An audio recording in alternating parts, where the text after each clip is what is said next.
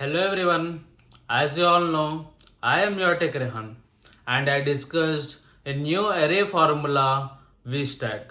Similarly, today I am going to discuss another formula HStack. Come on, let's begin the session. So friends, here I have data in three different tables. Now I want to merge them into one table horizontally. How is it possible? So this is possible by formula HStack. So equal to HStack, select the array 1, comma, array 2, comma, array 3. Close the bracket, enter it. Here you can see the data of three tables has been merged into a single table.